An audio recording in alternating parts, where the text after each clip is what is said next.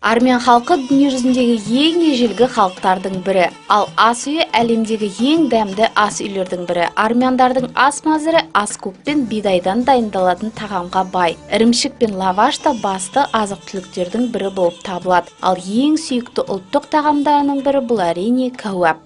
У нас армянский кухня очень богат блюдами, что мясными блюдами, что овощными блюдами. Армян ас үйінің бас аспазы Гарник Мамиканян армянша кәуап әзірлеп бермек. Прежде всего, что приготовить шашлыки, нам надо необходимо хорошее мясо свинина. Ең алдымен кәуапқа етті дұрыс таңдау керек екен. Негізі кәуап доңыз, қой, сиыр, тауық етінен дайындалады. Гарник доңыз етін таңдапты. Ол жұмсақ әрі дәмді дейді аспаз. Берется мясо, нанизывается на шампуры. Самое главное так нанизать, чтобы никаких кусков, чтобы не торчали. Алдын ала тоз, бұрыш және жуамен маринатталған етті үлкендеу етіп кесектеп турап, шампурға түйреп, отқа қояды.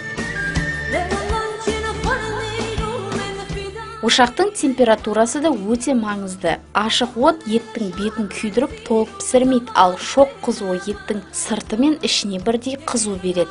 Пока шашлыки там у нас на подходе, мы почистим баклажаны. Ет піскенше көкөністерді жуып, тазартып, шампурға тізбектейді. Болгар бұрышы, баклажан, қызанақты ошаққа қойып, сырт қабағы қызарып, күйіңкіреп жарылғанша қыздырады. 20 минут міне ет те дайын. Ас үйдің ішін кәуаптың тәтті иісі алып кетті.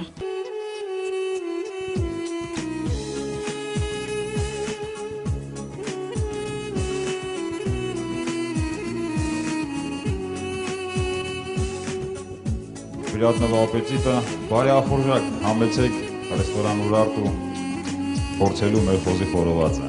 Ендеше астарыңыз дәмді болсын.